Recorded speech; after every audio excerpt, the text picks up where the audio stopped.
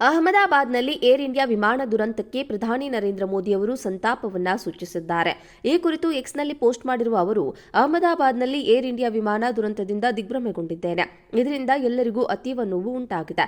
ದುರಂತದಲ್ಲಿ ಸಿಲುಕಿರುವವರಿಗೆ ನೆರವು ನೀಡುವ ವಿಚಾರವಾಗಿ ಸಚಿವರು ಹಾಗೂ ಅಧಿಕಾರಿಗಳ ಜೊತೆ ಮಾತನಾಡಿದ್ದೇನೆ.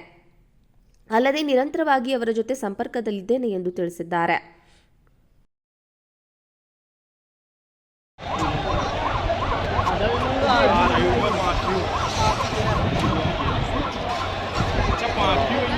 आप गजो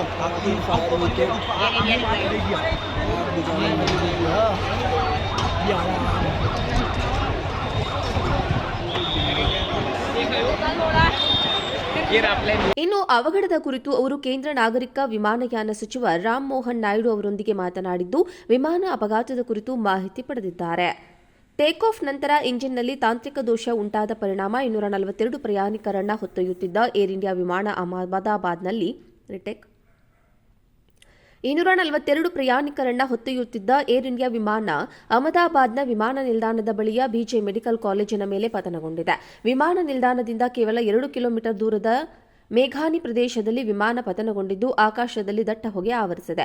ಅಲ್ಲದೆ ಬಿಜೆ ಮೆಡಿಕಲ್ ಕಾಲೇಜು ಹಾಸ್ಟೆಲ್ಗೆ ವಿಮಾನ ಬಡಿದಿದ್ದು, ಭಾರೀ ಸಾವು ನೋವಿನ ಶಂಕೆ ವ್ಯಕ್ತವಾಗಿದೆ. ಸ್ಥಳದಲ್ಲಿ 7 ಅಗ್ನಿಶಾಮಕ ದಳ, ಎನ್ಡಿಆರ್ಎಫ್ ತಂಡದಿಂದ ರಕ್ಷಣಾ ಕಾರ್ಯಾಚರಣೆ ನಡೆಯುತ್ತಿದ್ದು, ಈವರೆಗೂ 133 ಜನರು ಸಾವನ್ನಪ್ಪಿದ್ದು, ಸಾವಿನ ಸಂಖ್ಯೆ ಇನ್ನೂ ಹೆಚ್ಚಾಗುವ ಸಾಧ್ಯತೆ ಇದೆ.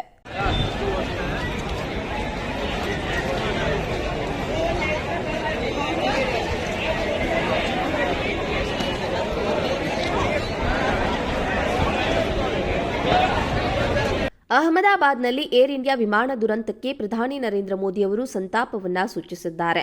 ಈ ಕುರಿತು ಎಕ್ಸ್ನಲ್ಲಿ ಪೋಸ್ಟ್ ಮಾಡಿರುವ ಅವರು, ಅಹಮದಾಬಾದ್ನಲ್ಲಿ ಏರ್ ಇಂಡಿಯಾ ವಿಮಾನ ದುರಂತದಿಂದ ದಿಗ್ಭ್ರಮೆಗೊಂಡಿದ್ದೇನೆ. ಇದರಿಂದ ಎಲ್ಲರಿಗೂ ಅತೀವ ನೋವು ಉಂಟಾಗಿದೆ.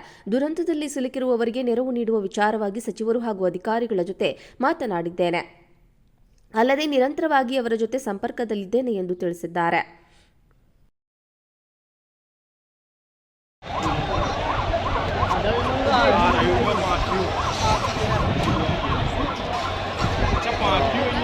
आप गजो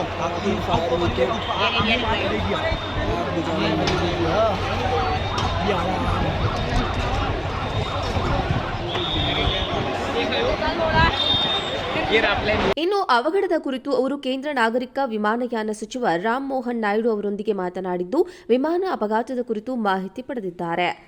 ಟೇಕ್ ಆಫ್ ನಂತರ ಇಂಜಿನ್ನಲ್ಲಿ ತಾಂತ್ರಿಕ ದೋಷ ಉಂಟಾದ ಪರಿಣಾಮ 242 ಪ್ರಯಾಣಿಕರನ್ನ ಹೊತ್ತೊಯ್ಯುತ್ತಿದ್ದ ಏರ್ ಇಂಡಿಯಾ ವಿಮಾನ ಅಹಮದಾಬಾದ್ನಲ್ಲಿ 242 ಪ್ರಯಾಣಿಕರನ್ನ ಹೊತ್ತೊಯ್ಯುತ್ತಿದ್ದ ಏರ್ ಇಂಡಿಯಾ ವಿಮಾನ ಅಹಮದಾಬಾದ್ನ ವಿಮಾನ ನಿಲ್ದಾಣದ ಬಳಿಯ ಬಿಜೆ ಮೆಡಿಕಲ್ ಕಾಲೇಜಿನ ಮೇಲೆ ಪತನಗೊಂಡಿದೆ. ವಿಮಾನ ನಿಲ್ದಾಣದಿಂದ ಕೇವಲ 2 ಕಿಲೋಮೀಟರ್ ದೂರದ ಮೇಘಾನಿ ಪ್ರದೇಶದಲ್ಲಿ ವಿಮಾನ ಪತನಗೊಂಡಿದ್ದು, ಆಕಾಶದಲ್ಲಿ ದಟ್ಟ ಹೊಗೆ ಆವರಿಸಿದೆ.